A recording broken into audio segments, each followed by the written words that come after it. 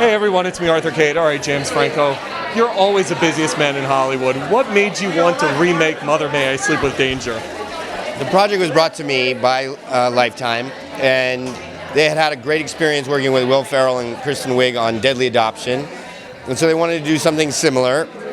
And I guess for whatever reason, I was the first name that came to mind, and so they emailed me. They got my email, emailed me, and asked if I wanted to remake one of their most famous movies, Mother May I Sleep with Danger, that had originally starred Tori Spelling and at the height of her 90210 fame.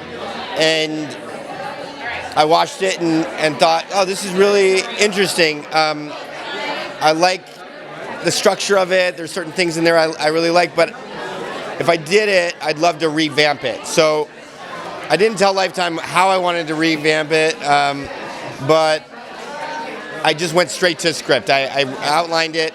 I gave it to Amber Coney, someone I had known from USC. She wrote a draft really fast, and we handed it into Lifetime and said, so basically this is what we want to do, a lesbian vampire movie with the structure of Mother May I Sleep with Danger. And they were like, yes, we love it. Like, basically that's why we asked you, so we could have something like this.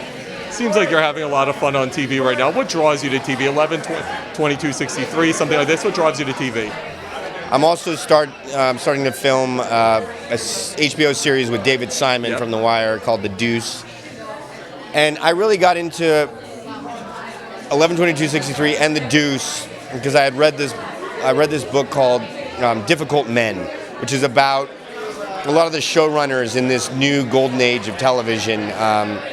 David Chase, David Simon, David Milch, and I was really sold on it, on the long form and the way that the quality of television has, risen so much, and that both as an actor and as a director, when I do a feature, a lot of times you don't get to tell everything that you want to tell about these characters and these stories.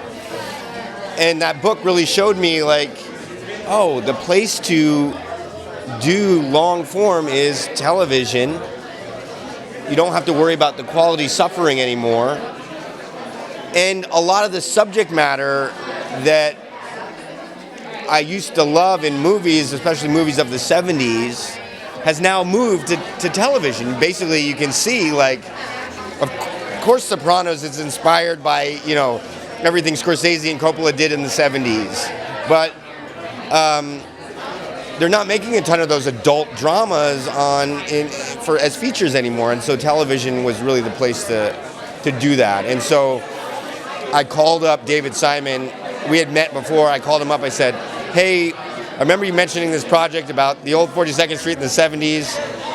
I just read this book. You know what? I'm sold. Let's do it. Let's try to set this up. And J.J. Abrams, I pursued Stephen King, asked if the rights were available at 11/22/63. He said, yeah, J.J. Abrams has it. So I just wrote a little review about the book. 2 weeks later, J.J. Abrams emailed me and said, hey, I read your review. Everything that you love about the book, I love about the book. Would you want to do, the series? And I said, yes, because I, was already on board with television. I was like, yes, I would love to do it if I can direct. And he said, no problem with that, and worked out.